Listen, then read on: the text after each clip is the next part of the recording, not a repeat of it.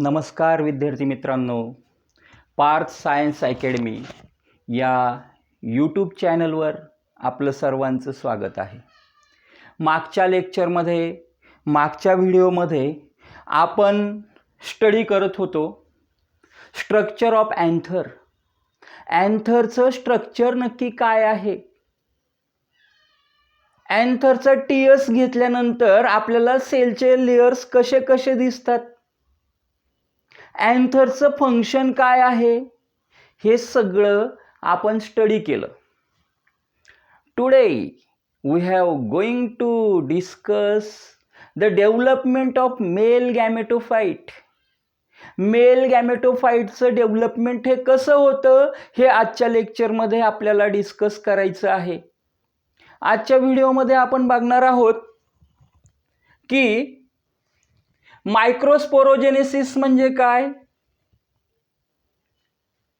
मायक्रोस्पोरचं structure काय आहे, आणि हा जो मायक्रोस्पोर आहे तयार होणारा, हा मायक्रोस्पोर याच्यामध्ये चेंजेस कशा पद्धतीने येत जातात आणि कशा पद्धतीनं हा मायक्रोस्पोर कम्प्लिटली मेल गॅमेटोफाइट म्हणून डेव्हलप होतो, हे आपल्याला आजच्या लेक्चरमध्ये स्टडी करायचं आहे. विद्यार्थी मित्रांनो, आपला पहिला लेसन चालू आहे महाराष्ट्र स्टेट बोर्ड सिलेबसचा, reproduction in lower and higher plants. ज्या विद्यार्थ्यांनी आधीचे लेक्चर्स बघितले नसतील त्या विद्यार्थ्यांनी आधीचे लेक्चर्स बघा. चला तर मग आपण आपल्या टॉपिककडे येऊया. आपला टॉपिक आहे मायक्रोस्पोरोजेनेसिस. In the last lecture, we have already tried to understand the concept of microsporogenesis. मागच्या लेक्चरमध्ये सुद्धा आपण मायक्रोस्पोरोजेनेसिसची कन्सेप्ट काय हे समजून घेतलेलं आहे. अगदी थोडक्यामध्ये मी तुम्हाला एक्सप्लेन केलं होतं की मायक्रोस्पोरोजेनेसिस म्हणजे काय. Very simple. Simply, microsporogenesis is defined as development of microspore from MMC, that is microspore mother cell. Microspore mother cell पासून कशाचं डेव्हलपमेंट होतं आहे, तर मायक्रोस्पोरचं डेव्हलपमेंट होतं आहे. या प्रक्रियेला, या प्रोसेसला आपण मायक्रोस्पोरोजेनेसिस म्हणतो. Each microspore mother cell, that is MMC, each microspore mother cell divides meiotically to form tetrad of haploid microspore.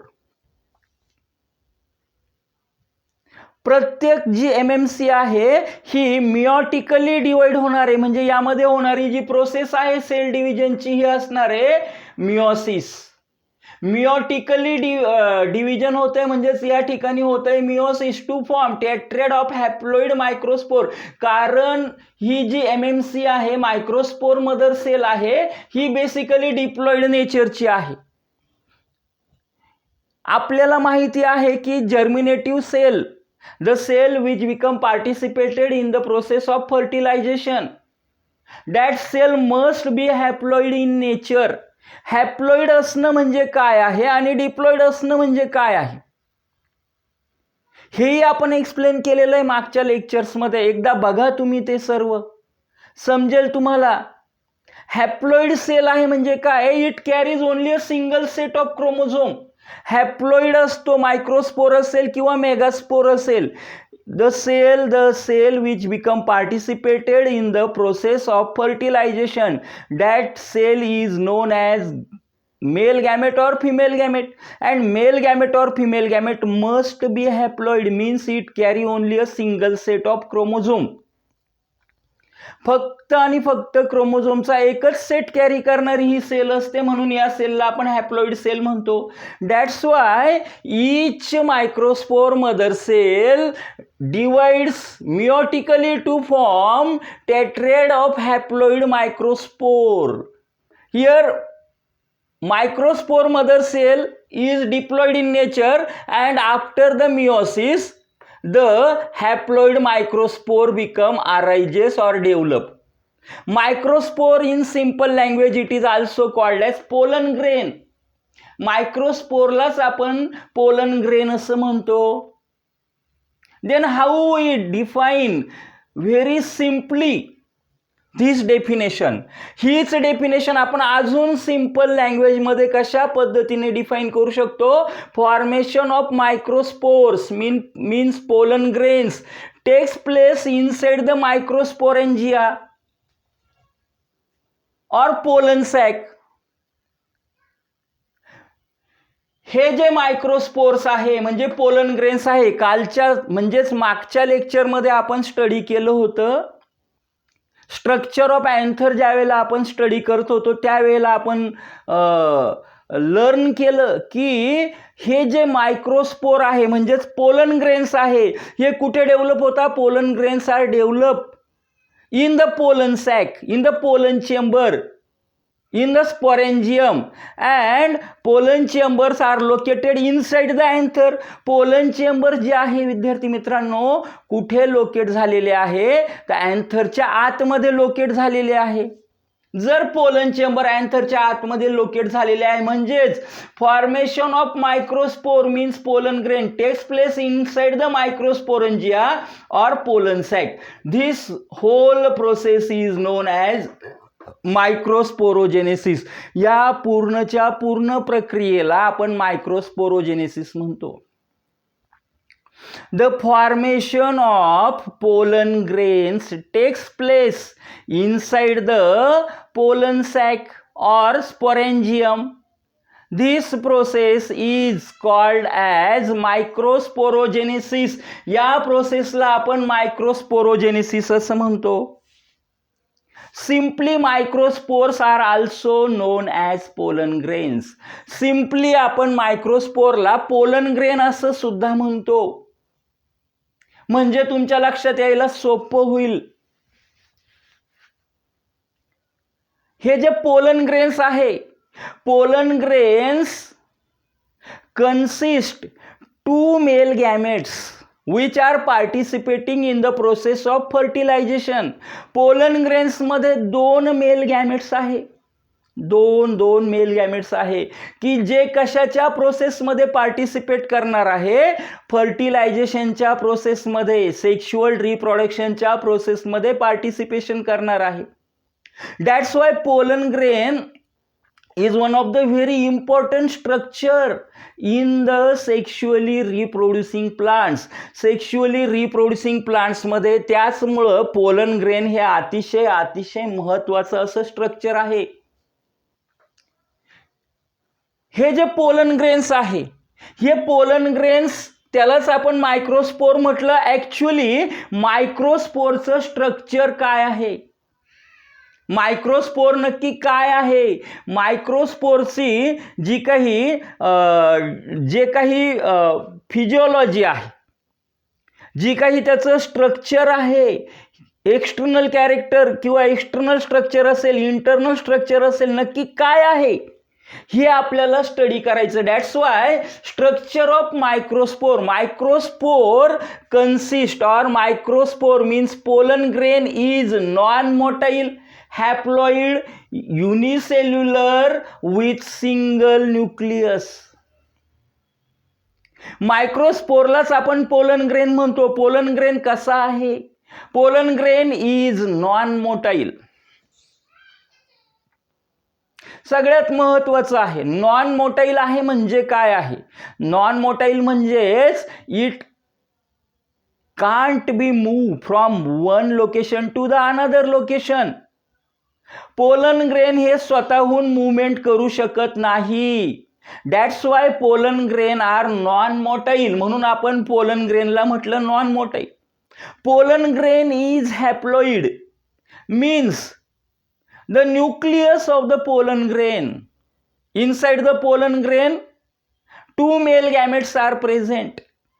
These male gametes are haploid with a vegetative cell. Nucleus of the vegetative cell. या ठिकाणी ही vegetative sale पण आहे. Total 3 त्या ठिकाणी आतमध्ये 3 nucleus आहे. पण त्यामध्ये जे 2 मेल गॅमेट्स आहे, these 2 male gametes are these gametes are basically haploid in nature. हे जे गॅमेट्स आहे हे गॅमेट्स हॅप्लॉइड नेचरचे. That's why pollen grain become haploid in nature. Vegetative cell is also haploid in nature. ही जी vegetative cell असेल, 2 male gametes असतील, हे सगळेच्या सगळे हॅप्लॉइड नेचरचे आहे. हॅप्लॉइड म्हणजेच they carry single set of chromosome. Then pollen grains become unicellular. Sometimes pollen grain become visible under the simple microscope. कधी कधी काही स्पेसीज मध्ये पोलन ग्रेन्स हे सिंपल मायक्रोस्कोप खाली सुद्धा विजिबल होतात. Pollen grains are microscopic but they are visible under simple microscope. ते simple microscope खाली सुद्धा चांगल्या प्रकारे दिसतात, चांगल्या प्रकारे ऑब्झर्व करता येतात. Rather than the compound microscope. Compound microscope पेक्षा बऱ्याच वेळेला सिंपल मायक्रोस्कोप खालीच ते चांगल्या प्रकारे दिसतात. Having with single nucleus. सुरुवातीला ज्यावेळेला पोलन ग्रेन डेव्हलप झाला, this is structure of pollen grain. This is structure of pollen grain. Pollen grain consists a single nucleus. This is nucleus of the pollen grain and this pollen grain having single nucleated structure. आपण 4 characters बघितले. त्यामध्ये पहिलं character आहे या ठिकाणी non motile. दुसरं character आहे haploid. तिसरं कॅरेक्टर आहे या ठिकाणी unicellular and fourth character that is single nucleated. चौथं कॅरेक्टर आहे single nucleated. This is the, बघा मी इथे स्केच पण केलेला आहे डायग्रॅम. हे जे पहिलं ए डायग्रॅम ज्याला म्हटलेली आहे, हे ए डायग्रॅम काय आहे, पोलन ग्रेनचं स्ट्रक्चर आहे. This is mature pollen grain. This is develop pollen grain inside the pollen sac in the anther. Pollen sac मध्ये अँथरवर तयार झालेला हा पोलन ग्रेन आहे की जो अतिशय डेव्हलप असा पोलन ग्रेन आहे. हा नॉन मोटाईल आहे, हा हॅप्लॉइड आहे, हा युनिसेल्युलर आहे आणि हा सिंगल न्यूक्लिएटेड आहे. न्यूक्लियस एकच याच्यामध्ये आहे. This is the primary structure for the development of male gametophyte. Male gametophyte कसा डेव्हलप होणार आहे, या पोलन ग्रेन पासून डेव्हलप होणार आहे, तो आपला नंतरचा पॉइंट आहे. पण त्याआधी पोलन ग्रेनच्या स्ट्रक्चर मध्ये येतं काय काय. Here pollen grain is surrounded by 2 layered wall. That wall is called as sporoderm. बघा पोलन ग्रेन जो आहे हा 2 म्हणजे पोलन ग्रेनची जी वॉल आहे, the wall become 2 layered wall. या ठिकाणी 2 लेयरची वॉल तुम्हाला दिसणार आहे. बघा हा आतला लेयर आणि हा बाहेरचा layer. That's why the wall of the pollen grain become 2 layered and the wall is known as sporoderm. या वॉलला म्हटलं जातं स्पोरोडर्म असं म्हटलं जातं. हा जो स्पोरोडर्म आहे हा 2 लेयरचा बनलेला आहे, किंवा ही जी वॉल आहे, ही वॉल जी आहे ही 2 लेयरची बनलेली आहे. मग यामध्ये एक आउटर लेयर आला हा बाहेरचा आणि एक आला इनर लेयर.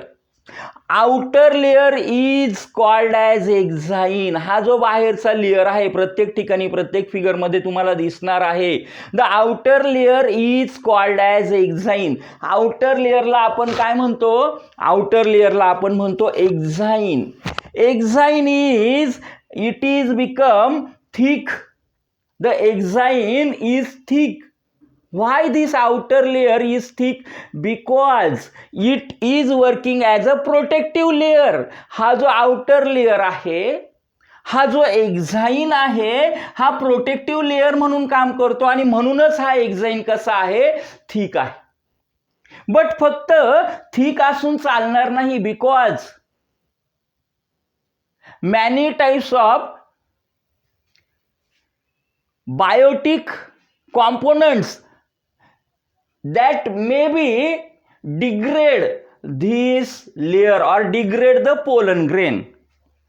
अनेक असे मायक्रोबियल कॉम्पोनंट आहे की ते या पोलन ग्रेनला डिग्रेड करू शकतात. डिग्रेड करणार म्हणजे त्या ठिकाणी हे काय होणार, पोलन ग्रेन डिजनरेट होऊ शकतं.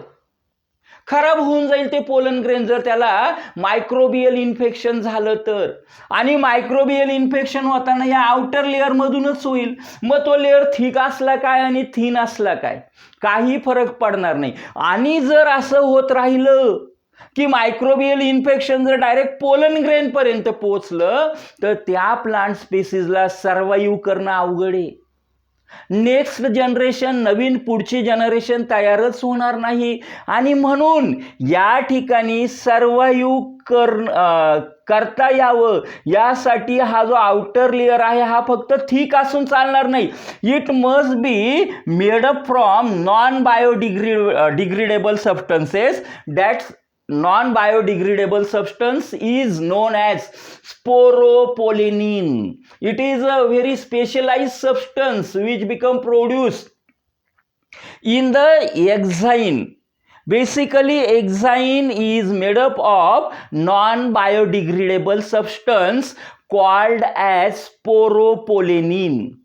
हा जो एक्झाईन आहे हा फक्त थिक म्हणजे जाडसर नाहीये, फक्त जाडसर असून चालणार नव्हता, तर याच्यामध्ये हा अशा सबस्टन्सचा बनला पाहिजे की तिथे मायक्रोब्स त्याला इन्फेक्ट करू शकणार नाही. मायक्रो ऑर्गॅनिझमचं इन्फेक्शनच त्याला होणार नाही. म्हणजे हा डिजनरेट होऊ शकत नाही, हा डिग्रेड होऊ शकत नाही. That's Y sporopollenin is non biodegradable substance and from this sporopollenin the outer layer that is exine is made up of. या sporopollenin नावाच्या नॉन बायोडिग्रेडेबल सबस्टन्स पासून हा जो आउटर लेयर आहे पोलन ग्रेनचा, ज्याला आपण एक्झाईन म्हणतो, तो बनलेला आहे.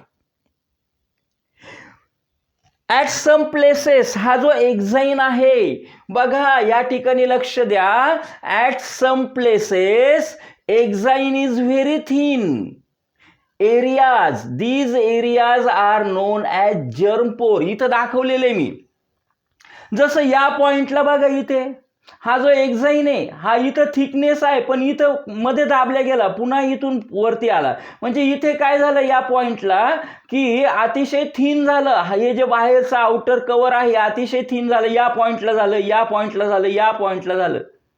That's why at some places exine is very thin areas. That areas are known as germ pore. या ठिकाणी या एरियाजला म्हटलं जातं जर्म पोर. मग हे जर्म पोर असण्याचं कारण काय? What is the function of the germ पोर? जर्म पोरचं फंक्शन काय आहे? जर्म पोर become functioning when the pollen germination takes place on the stigma. ज्या वेळेला पोलन ग्रेन स्टिग्मावर डिपॉझिट होतो आणि स्टिग्मा त्या ठिकाणी स्टिग्मावर तो पोलन ट्यूबचं फॉर्मेशन करायला सुरुवात करतो. The pollen tube arises from the germ पोर. ही जी पोलन ट्यूब तयार होते, ही पोलन ट्यूब कुठून तयार होते, कुठून बाहेर येते, तर या जर्म पोरला ब्रेक करून पोलन ट्यूब बाहेर येते. That's why functioning for the germ पोर, कारण हा थिक लेअर आहे, एक्झाईनचा लेअर थिक आहे आणि हा ब्रेक करायचा आहे. पोलन ट्यूब फॉर्म होणं गरजेचं आहे, तरच पुढची फर्टिलायझेशनची प्रोसेस होणार आहे. पोलन ट्यूब कधी फॉर्म होणार आहे हे लक्षात घ्या. ज्या वेळेला पॉलिनेशन होईल आणि पॉलिनेशन झाल्यानंतर त्या ठिकाणी स्टिग्मावर पोलन ग्रेन डिपॉझिट होतील, त्याच वेळेला पोलन ट्यूबचं फॉर्मेशन होतं. अदरवाईज पोलन ट्यूब फॉर्म होत नाही. समजा पोलन ग्रेन हा अँथरवरच आहे, तर अशा वेळेला पोलन ट्यूबचं फॉर्मेशन कधीही होणार नाही. That's why for the formation of the pollen tube it is necessary that the pollination takes place and after the pollination the pollen grain must be deposited on the stigma. Pollen grain हा त्या फ्लावरच्या स्टिग्मावर deposit झाला पाहिजे. त्यानंतर या ठिकाणी pollen ट्यूबचं formation होणार आहे. मग आता आपण बघितलं की जर्म पोर काय आहे आणि त्या ठिकाणी जर्म पोरचं फंक्शन काय आहे. At some places on the exine the exine become very thin and this portion, this region is called as germ pore. Then आता बघा आपण एक्झाइन स्टडी केलं, हा बाहेरचा पार्ट. त्यानंतर आपण जर्म पोर स्टडी केला. नाव इंटाइन. आता मधला जो लेअर आहे इनर लेअर वॉल और inner wall layer is called as intine. आतला जो लेअर आहे स्पोरोडमचा, स्पोरोडम म्हणजे काय, ही जी वॉल आहे, हे जे सराउंडिंग आहे pollen ग्रेनचं. The second layer, inner layer of the sporodome is called as intine, and intine consists cellulose and pectin. These two components are very common component which become found in the plant cell. Plant cell मध्ये सापडणारे हे अतिशय common component आहे की प्रत्येक plant cell मध्ये, plant tissue मध्ये cellulose आणि पेक्टिन नावाचे हे जे कॉम्पोनंट आहे हे सापडतात. मग ही जी इनर वॉल आहे, inner wall is made up of or it consists cellulose and pectin. In this way we have tried to understand about the pollen grain. तुम्हाला याच्यावर क्वेश्चन विचारला जातो. दोन प्रकारे क्वेश्चन विचारला जातो HSC बोर्ड एक्झाम मध्ये. पहिला क्वेश्चन विचारला जातो 2 मार्काला, sketch and label structure of pollen grain. प्रश्न काय विचारला 2 मार्कसाठी, sketch and label structure of pollen grain. किंवा दुसरा क्वेश्चन विचारला जातो explain the structure of pollen grain or microspore. एक तर त्याची डायग्रॅम विचारली जाते 2 मार्कासाठी, किंवा जर डायग्रॅम विचारली नाही तर त्या ठिकाणी विचारलं जातं की मायक्रोस्पोरचं किंवा पोलन ग्रेनचं स्ट्रक्चर जे आहे ते एक्सप्लेन करा. त्यावेळेला आपल्याला माहिती पाहिजे की पोलन ग्रेन कोणत्या प्रोसेसने तयार होतात. Pollen grain become develop due to the microsporogenesis. Formation of pollen grain takes place inside the microsporangia or pollen sac in the anther. Pollen grains are non-motile, haploid, then unicellular, having single nucleus. The wall of the pollen grain is called as sporodome. The wall is consisting 2 layers.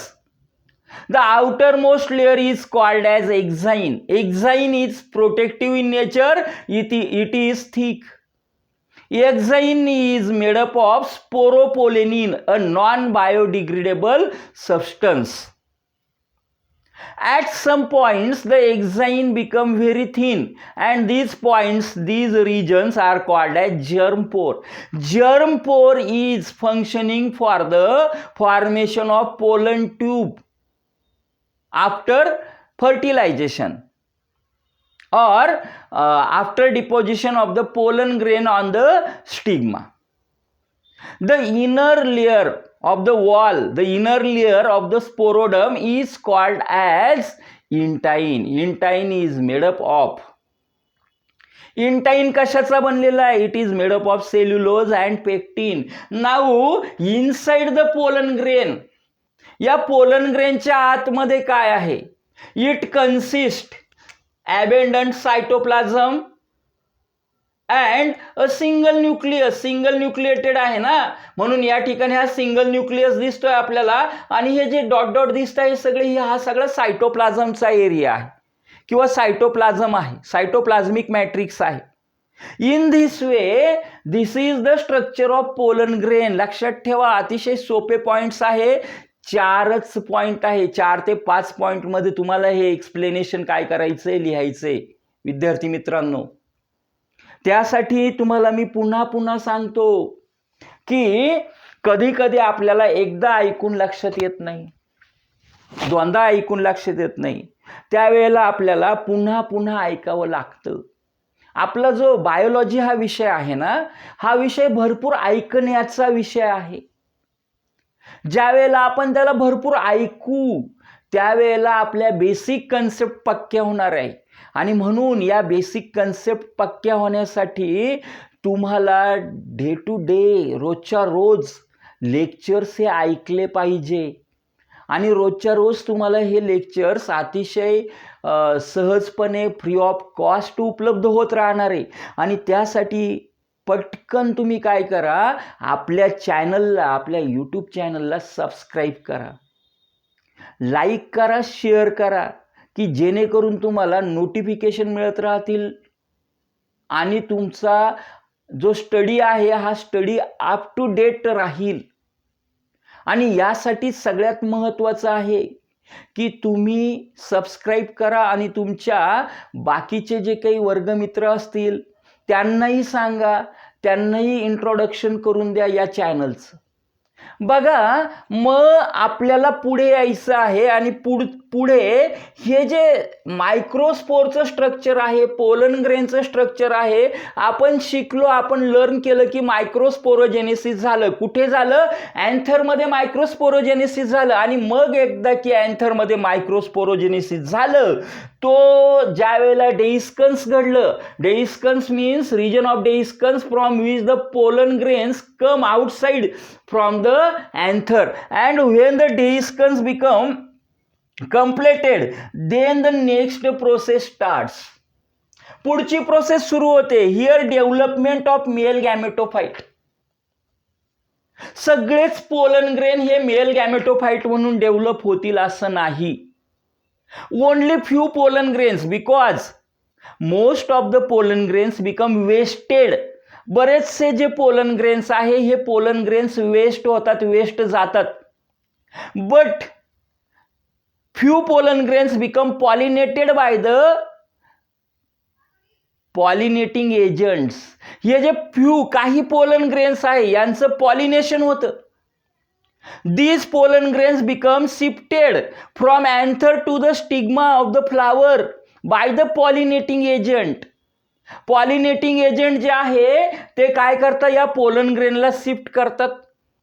The transfer of pollen grain from anther to the stigma is called as pollination. अतिशय महत्त्वाची definition आहे, अतिशय unique आणि important definition आहे. तुमचा study check करण्यासाठी ज्या वेळेला तुमची 12वीची बोर्ड एक्झाम होईल, प्रॅक्टिकलची बोर्ड एक्झाम होईल, त्यावेळेला जे एक्सटर्नल येतात ते तुम्हाला अशा छोट्या छोट्या डेफिनेशनच्या क्रायटेरियावर तुमचे मार्क्स कन्फर्म करत असतात. त्यांना समजतं की तुम्ही किती अभ्यास केलाय, किती अभ्यास केलेला नाहीये. खूप अवघड काही विचारणार नाही, सहज विचारतात पॉलिनेशन म्हणजे काय, पॉलिनेशनची डेफिनेशन सांग.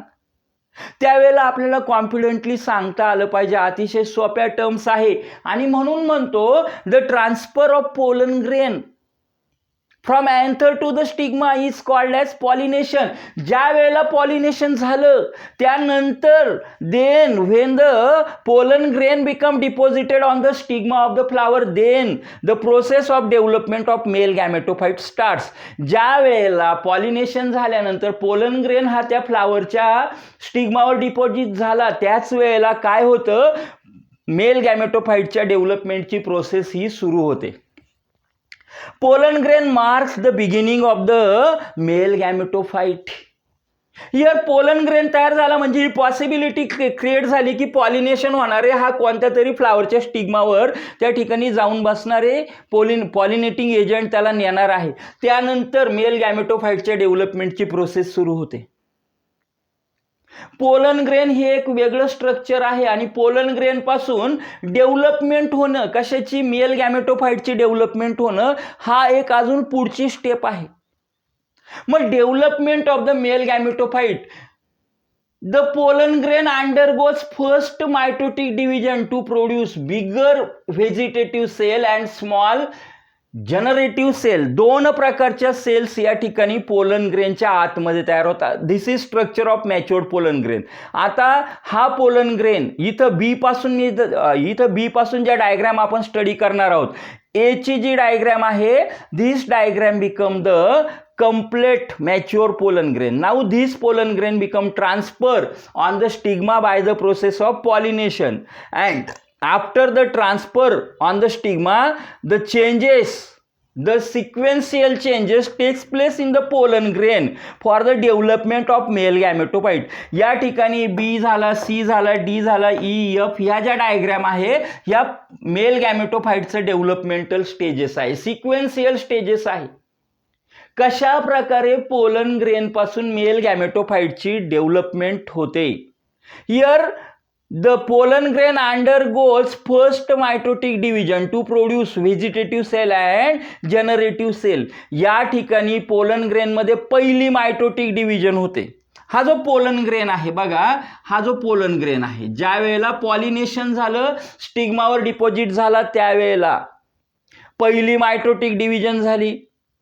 आणि या मायटोटिक डिव्हिजन मध्ये म्हणजे पहिलं मायटोसिस झालं. आणि कारण ऑलरेडीच काय आहे, हा पोलन ग्रेन जो आहे हा हॅप्लॉइड नेचरचा आहे. आता इथं मिओसिस होण्याची गरज नाही. ऑलरेडी तो पोलन ग्रेन जो आहे हा हॅप्लॉइड नेचरचा आहे, ही सेलच हॅप्लॉइड आहे. त्यामुळे आता या सेलमध्ये नव्यानं मिओसिस होणार नाही. आता मात्र सेल डिव्हिजन होताना मायटोसिस होईल. आणि that's why first mitotic division takes place to produce bigger vegetative cell. बघा, this is the portion of the vegetative cell. हा जो ब्लॅक कलरने दाखवलेला आहे हा व्हेजिटेटिव्ह सेलचा पोर्शन झाला. अँड स्मॉल जनरेटिव्ह सेल, या ठिकाणी हा जो पार्ट दाखवलेला आहे बघा, इथं एकच सेल आहे किंवा इथं एकच न्यूक्लियस आहे, पण इथं या एकाच सेलच्या मध्ये पुन्हा मायटोसिस होते आणि दोन वेगवेगळ्या सेल तयार होतात. बघा, ही वरची मोठी जी सेल आहे दॅट इज व्हेजिटेटिव्ह सेल. ही मोठी जी सेल झाली या ठिकाणी वरची, या सेलला आपण म्हटलं व्हेजिटेटिव्ह सेल. आणि ही स्मॉलर जी सेल आहे that cell is generative cell. Now vegetative सेलचं फंक्शन काय आहे? The function of vegetative cell is to store the food. It is rich in food to provide nutrition to the gametes. हे जे male gametes तयार होणार आहे, या mail गॅमेट्सला nutrition provide करण्यासाठी याच्यामध्ये काय आहे? ग्लुकोज आहे. It vegetative cell is rich in food and nutrients. Now germinative cell become float in the cytoplasm of the vegetative cell because generative cell become smaller than the vegetative cell. Generative cell जी आहे ही छोटी आहे कोणापेक्षा? या vegetative sale पेक्षा. That's why म्हणून तुम्हाला इथं option diagram A, बी आणि C diagram मध्ये दिसेल की generative cell become float in the cytoplasm of the vegetative cell. Vegetative सेलच्या सायटोप्लाझम मध्ये ही जी जनरेटिव्ह सेल आहे ही फ्री फ्लोट करते, ही स्विम करते आहे. आणि स्विम करता करता करता करता पुढची प्रोसेस सुरू होते. Then this pollen grain undergoes the second meiotic or second mitotic division. Mitotic division म्हणजे मायटोसिस, मिओटिक डिव्हिजन म्हणजे मिओसिस. लक्षात घ्या, बेसिकली ही हा जो पोलन ग्रेन आहे हा हॅप्लॉइड आहे, याच्यामुळे इथं आता मिओसिस नाही होणार, इथं मायटोसिस होईल. दॅट्स वाय इथनं आपण इथं काय पाहिलं? Generative nucleus become free floating in to the cytoplasm of the vegetative cell. हा जनरेटिव्ह न्यूक्लियस आहे, हा या व्हेजिटेटिव्ह सेलच्या सायटोप्लाझम मध्ये फ्री फ्लोट करतो आहे. त्यानंतर पुढे काय होतं की the second mitotic division takes place in the generative cell. ही जी पूर्ण जनरेटिव्ह सेल आहे, या जनरेटिव्ह सेल मध्येच फक्त सेकंड मायटोटिक डिव्हिजन होतं. and give rise to two non-motile male gametes. बघा, ही जी जनरेटिव्ह सेल आहे, the generative cell only undergoes in the second mitotic division. Vegetative cell have not undergoes in the mitotic division. या ठिकाणी vegetative sale जी आहे हिच्यामध्ये mitosis होत नाही. फक्त आणि फक्त मायटोसिस कोणामध्ये होतं? ही जी जनरेटिव्ह सेल आहे या जनरेटिव्ह सेलमध्ये होतं. Second mitotic division takes place only in the generative cell, not takes place in the vegetative cell. In the generative cell, by the second mitosis, it forms two male gametes. बघा, इथून पुढे ही जी diagram आहे, D नंतर येणारी ही जी पुढची diagram आहे, या diagram मध्ये तुम्हाला काय दिसेल की after the second mitotic division formation of two male gametes takes place from generative cell. ज्या जनरेटिव्ह सेल पासन दोन मेल गॅमेट्स फॉर्म झाले. Means the pollen grain now consists two male gamete and one vegetative nucleus. Means two male gametes means this is single cell. This is single cell and this is single cell. Total 3 cells are present inside the pollen grain.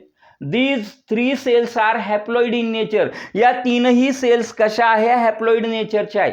इथपर्यंत mail गॅमेट्सचं formation जे झालेलं आहे ते आपल्या लक्षात आलेलं आहे. Now then after हे फॉर्मेशन कधी होणार आहे? ज्या वेळेला हा पोलन ग्रेन डिपॉझिट झाला कशावर? स्टिग्मावर. When the pollen grain deposited on the stigma at that time, त्यावेळेला काय होतं? The stigma gets stimulation. स्टिग्माला काय मिळतं? स्टिम्युलेशन मिळतं. After getting the stimulation, the stigma releases the sugary syrup. त्यावेळेला स्टिग्मा काय करतो? शुगरी सिरप रिलीज करतो. पण कधी? जर तो पोलन ग्रेन त्याच स्पीसीजचा असेल. म्हणजे समजा असं झालं की आंब्याचं जे काही फ्लावर आहे या फ्लावरवर जर आंब्याच्याच दुसऱ्या झाडाचं दुसऱ्या फ्लावरचं जो पोलन ग्रेन आहे तो या आंब्याच्या स्टिग्मावर आंब्याच्या फ्लावरच्या स्टिग्मावर डिपॉझिट झाला तर अशाच वेळेला पोलन जर्मिनेशन होतं. म्हणजे एकाच स्पीसीजचे असले पाहिजे दोन्ही पण स्टिग्मा पण आणि त्या ठिकाणी पोलन ग्रेन पण हे एकाच स्पीसीजचे असतील तरच पोलन जर्मिनेशन होतं, पोलन ट्यूबचं फॉर्मेशन होतं. अदरवाईज होत नाही. म्हणजे मी तुम्हाला एक्झाम्पल सांगतो बघा काय. जर तुम्ही डाळिंबाचा पोलन ग्रेन घेतला आणि तो पोलन ग्रेन आंब्याच्या फ्लावरवर काय केला? स्प्रिंकल केला. अशा केसमध्ये आंब्याच्या फ्लावरला आंब्याचं ज्या फ्लावरचं स्टिग्मा आहे त्या स्टिग्माला स्टिम्युलेशन मिळणार नाही आणि पुढची जी प्रोसेस आहे पोलन ट्यूब फॉर्मेशनची होणारच नाही. त्यामुळे हे पॉलिनेशन अशा पद्धतीचं पॉलिनेशन नेचर ॲक्सेप्ट करत नाही. तसं चालत नाही, तसं होणार नाही कधी. आणि म्हणून सेम स्पेसीजचा पोलन ग्रेन आणि सेम स्पेसीजचा स्टिग्मा किंवा सेम स्पेसीजचं फ्लावर त्या ठिकाणी पाहिजे. म्हणून ज्या वेळेला स्टिग्मावर त्या ठिकाणी पोलन ग्रेन डिपॉझिट झाला, सपोज दिस इज स्टिग्मा, इथं पोलन ग्रेन डिपॉझिट झालेला आहे, then stimulation getting to the stigma to release the sugary syrup. हा जो स्टिग्मा आहे हा काय करतो? शुगरी सिरप रिलीज करतो. The germ pore and the sporoderm of the pollen grain absorb the sugary syrup. ह्या ज्या पोलन ग्रेनचा हा जो काही स्पोरोडम आहे हा स्पोरोडम काय करतो? त्यावेळेला ते शुगरी सिरप ॲब्सॉर्ब करायला लागतो. ऑलरेडी आतमध्ये सायटोप्लाझम आहे, ऑलरेडी आतमध्ये 3 सेल्स आहे आणि एक लेवल अशी येते की the inner concentration of the liquid of the material become increase. आतमध्ये जे काही मटेरियल आहे सायटोप्लाझम आहे आणि नव्यानं ॲब्सॉर्ब करणारं शुगरी सिरप आहे. त्याच्यामुळे काय होतं? बाहेरच्या डायरेक्शनला बाहेरच्या दिशेने त्या ठिकाणी प्रेशर क्रिएट होतं and this pressure leads for the formation of pollen tube. The pollen grain breaks from the germ pore. Pollen grain हे जर्म पोर मधनं ब्रेक होतं and formation of pollen tube takes place. Formation of pollen tube takes place. This pollen tube become prick inside the stigma and develop towards the ovule. ही जी pollen tube आहे ना ही त्या स्टिग्माला छेदते, आतमध्ये जाते आणि ओव्ह्यूल पर्यंत हिची डेव्हलपमेंट होत जाते. पोलन ग्रेन डायरेक्टली त्या स्टिग्माच्या आतमधनं ओहरीपर्यंत पोहोचत नाही. ओहरीपर्यंत जाण्यासाठी पोलन ग्रेन वरतीच राहतो, पोलन ट्यूबचं फॉर्मेशन होतं आणि ही पोलन ट्यूब काय होते? ओहरीपर्यंत त्या ठिकाणी डेव्हलप होत जाते आणि त्यानंतर आतमधलं मटेरियल या पोलन ट्यूब थ्रू कुठे जातं? तर पोलन ट्यूब थ्रू त्या ठिकाणी ओहरीपर्यंत जातं. ओहरीमध्ये काय असतात? फिमेल गॅमेट्स असतात, एक सेल असतात. त्या एक सेल बरोबर हे मेल गॅमेट काय होतात? फ्यूज होतात, त्यांचं फ्युजन होतं. त्याच वेळेला या मेल गॅमेट्सला न्यूट्रिशन देण्याचं काम हा ट्यूब न्यूक्लियस किंवा व्हेजिटेटिव्ह न्यूक्लियस हा करत असतो. म्हणजे लक्षात घ्या की after the successful pollination, only the formation of the development of the male gametophyte takes place. ज्या वेळेला सक्सेसफुल पॉलिनेशन होतं त्यानंतरच मेल गॅमेटोफाइट जो आहे तो कम्प्लिटली डेव्हलप होतो, अदरवाईज होणार नाही. आय थिंक बघा विद्यार्थी मित्रांनो, आपण खूप सोपं करण्याचा प्रयत्न करतो. प्रत्येक कन्सेप्ट आपण खूप जास्त वेळेला त्याला रिवाइज करतो, सगळ्या पॉइंट्सला आपण रिवाइज करतो. हे तुम्हाला दुसरीकडे पाहायला मिळणार नाही. दुसरीकडं तुम्हाला या लेवलवर सोपं केलेलं पण पाहायला मिळणार नाही. तुमच्या भाषेमध्ये तुम्हाला जसं समजतं, मला माहिती आहे तुमच्यातल्या बऱ्याच विद्यार्थ्यांची जी पार्श्वभूमी आहे ही ग्रामीण भागातली आहे. आपण मराठी मीडियममध्ये असतो, सेमी मीडियममध्ये असतो. बऱ्याच वेळेला मराठी मीडियममध्ये असल्यामुळे आपल्याला बऱ्याच टर्म जे शब्द इंग्लिशमध्ये येतात त्याचं अंडरस्टँडिंग होत नाही, आणि अंडरस्टँडिंग झालं नाही तर विषय समजत नाही. ते समजण्यासाठी तुम्हाला सातत्याने हे सगळे लेक्चर्स, हे सगळे व्हिडिओज बघत राहणं गरजेचं आहे. मग या ठिकाणी बघा आपला जो मुद्दा आहे, आपण पोलन ग्रेनचं स्ट्रक्चर स्टडी केलं. पोलन ग्रेन हा नॉर्मल मॅच्युअर पोलन ग्रेन या प्रकारचा असतो.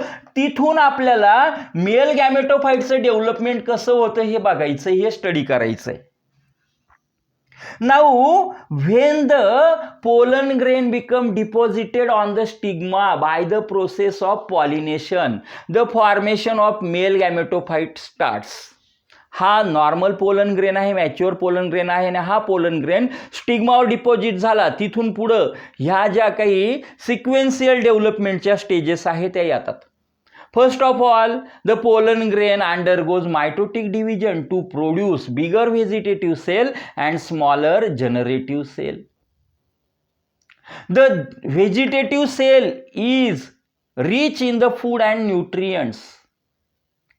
Now, in this case, this generative cell become float in the cytoplasm of the vegetative cell. Now then the second mitotic division takes place only in the generative cell. The second mitotic division have not takes place in the vegetative cell. Vegetative cell मध्ये कोणत्याही प्रकारे second mitotic division होत नाही, फक्त कोणात होतं, generative sale मध्ये होतं. Now after the second mitotic division, generative cell divides into two male gametes. In this way, after the second mitotic division, inside the pollen grain, three cells are present, two male gametes and one vegetative cell. These three cells are present and these three cells are haploid in nature. या तीनही cells कशा आहेत, त्या haploid नेचरच्या आहे.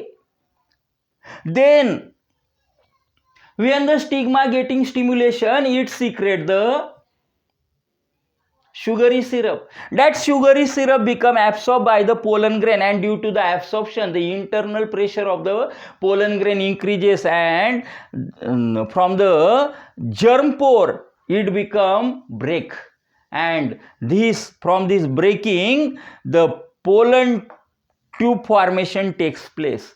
The pollen tube prick inside the stigma and develop towards the ovary. Via this pollen tube, two male gametes and tube nucellus travel towards the ovary. ज्या वेळेला या pollen ग्रेनला sugary syrup मिळतं त्यावेळेला sugary syrup absorb केलं जातं, भरपूर sugary syrup absorb करतो pollen grain, आणि त्यामुळे आतमध्ये सायटोप्लाझम आणि शुगरी सिरप यांचं कॉन्सन्ट्रेशन वाढलं की हा जो वीक पॉईंट आहे जर्म पोरचा, या ठिकाणी काय होतं, कुठेतरी प्रेशर इन्क्रीज होतं, वाढतं, आणि त्या प्रेशरमुळं ही ट्यूब फुटते, हा जर्मपोर फुटतो, आणि फुटल्यानंतर जे स्ट्रक्चर तयार होतं पुढे ते असतं पोलन ट्यूब, आणि ही पोलन ट्यूब काय होते, त्या स्टिग्माच्या आतमध्ये घुसते आणि तिथून पुढे कोणाकडे जाते, ही ओव्हरीकडे जाते. का तर ओव्हरीमध्ये त्या ठिकाणी काय आहे, एक सेल आहे. ओव्हरीलाच आपण काय म्हणतो, त्या ठिकाणी फिमेल गॅमेटोफाइट असं पण म्हणतो. ओव्हरीमध्ये ओवा आहे, ओव्हरीमध्ये एक सेल आहे. मग अशा प्रकारे या ठिकाणी काय झालं की त्याचबरोबर 2 मेल गॅमेट्स आणि 1 ट्यूब न्यूसेलस म्हणजे व्हेजिटेटिव्ह सेल सुद्धा कुठे जाते, ओव्हरीकडे जाते. या ठिकाणी वरच्या भागामध्ये सायटोप्लाझम राहत नाही. हे सायटोप्लाझम कुठं या पोलन ट्यूब बरोबर पुढे पुढे वाहत राहतं आणि त्या प्रवाहाबरोबर हे मेल गॅमेट्स आणि ट्यूब न्यूक्लियस हे पुढे पुढे जात राहतात. When formation of pollen tube takes place, then and then only we say that the formation of male gametophyte complete. ज्या वेळेला पोलन ट्यूबचं फॉर्मेशन झालं त्याच वेळेला मेल गॅमेटोफाईट हा काय झाला, 100% तयार झाला, डेव्हलप झाला असं आपल्याला म्हणता येतं. अदरवाईज आपल्याला म्हणता येत नाही. पुन्हा एकदा बघा, आज आपण कोणते कोणते पॉईंट स्टडी केले. First of all we have try to understand the concept of मायक्रोस्पोरोजेनेसिस.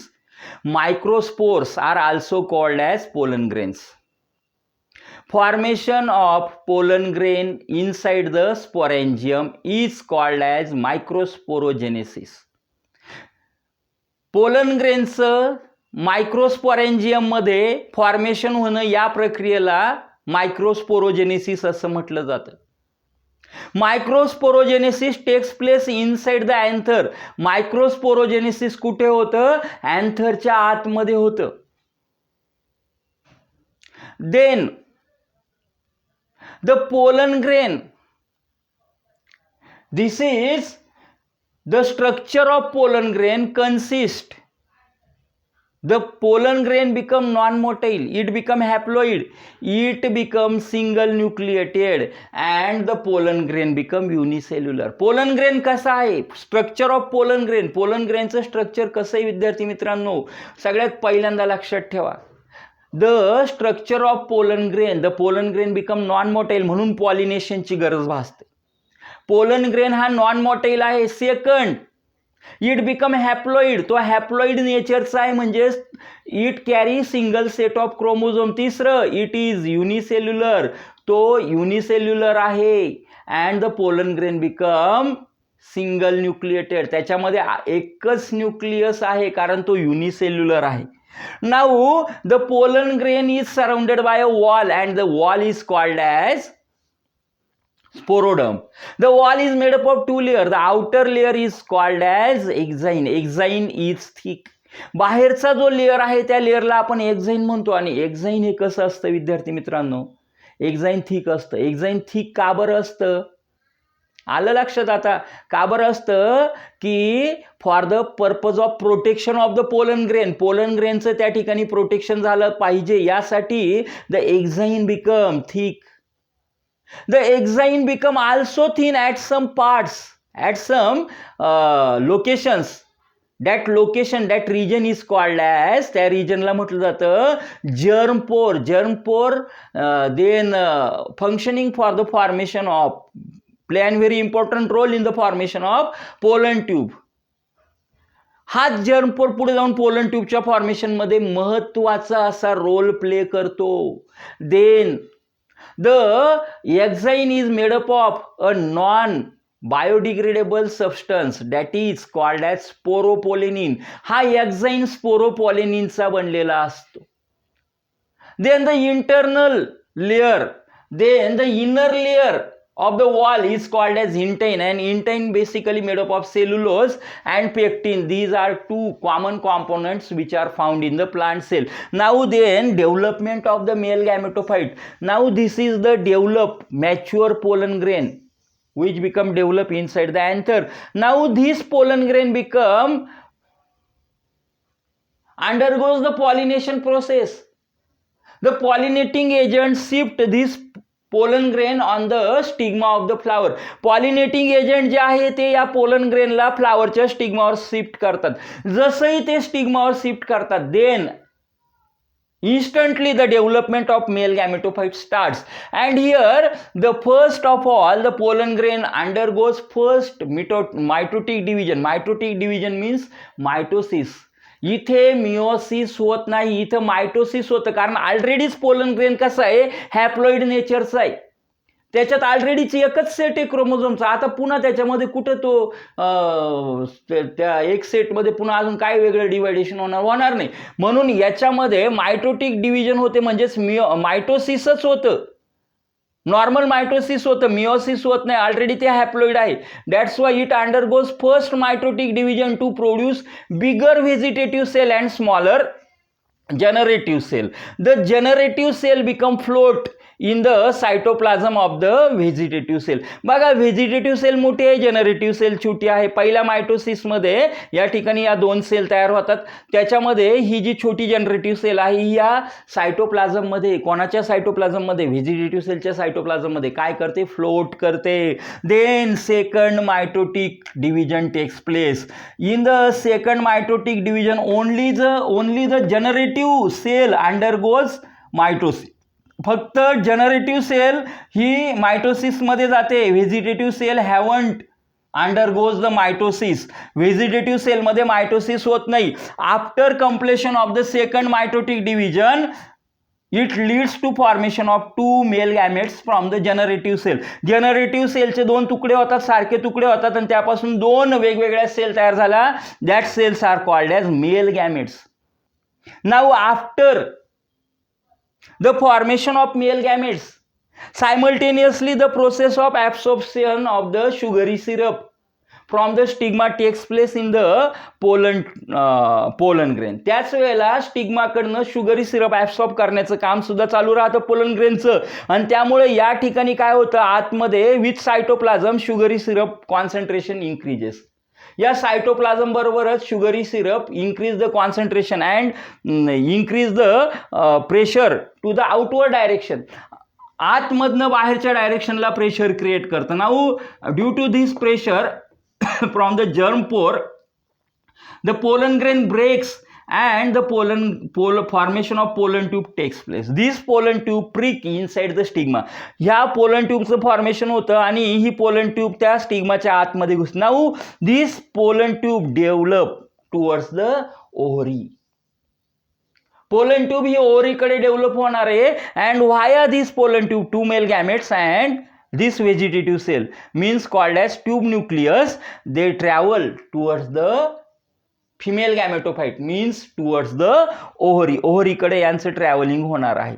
Now यामध्ये एक लक्षात ठेवा, पोलन ग्रेन हा डायरेक्टली स्टिग्माच्या आतमध्ये जात नाही, ओव्हरीपर्यंत पोलन ग्रेन जात नाही. पोलन ट्यूब पोचते आणि या पोलन ट्यूब थ्रू या ठिकाणी हे मेल गॅमेट्स आणि हे काय आहे ट्यूब न्यूक्लियस हे तिथपर्यंत पोहोचतात. This is the development of, याला आपण म्हणूया this is the development of male gametophyte. मग याच्यावर पण क्वेश्चन विचारला जातो विद्यार्थी मित्रांनो की write note on or explain development of male gametophyte. त्यावेळेला तुम्हाला हे एक्सप्लेनेशन लिहायचं, first mitotic division, second mitotic division आणि या 6च्या 6 ज्या डायग्रॅम आहे, ज्या सिक्वेन्शियल चेंजेस या मेल गॅमेटोफाइटच्या डेव्हलपमेंटमध्ये होतात, हे सिक्वेन्शियल चेंजेस तुम्हाला त्या ठिकाणी दाखवायचे आहे. त्याला मिळून 3 मार्कासाठी हा क्वेश्चन असतो. बघा विद्यार्थी मित्रांनो, मला माहिती आहे तुम्हाला अंडरस्टँड होतंय, तुम्हाला लक्षात येतंय, तुम्हाला चांगल्या प्रकारे लक्षात येतंय आणि त्यामुळं तुम्ही पटकन चॅनलला सबस्क्राईब करा. लेक्चर आवडत असेल कमेंट्स करत चला, लाईक करा, शेअर पण करा. त्यानंतर मी तुम्हाला एक सांगतो, महत्त्वाची इन्फॉर्मेशन देतो.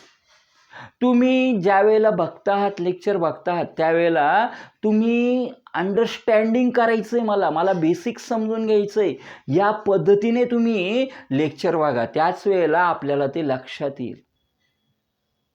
त्याचबरोबर हे जे लेक्चर आहे सेम टॉपिकवरचं सेम लेक्चर आपण जे हिंदी भाषिक विद्यार्थी आहे, ज्यांची मातृभाषा हिंदी आहे, त्यांच्यासाठी सुद्धा आपण हे उपलब्ध करून देत असतो. त्यामुळे जे हिंदी भाषिक विद्यार्थी आहे ते हिंदी भाषेमध्ये सुद्धा याचं एक्सप्लेनेशन, फक्त त्या व्हिडिओमध्ये त्या लेक्चरमध्ये आपण एक्सप्लेनेशन हिंदीमध्ये करतो.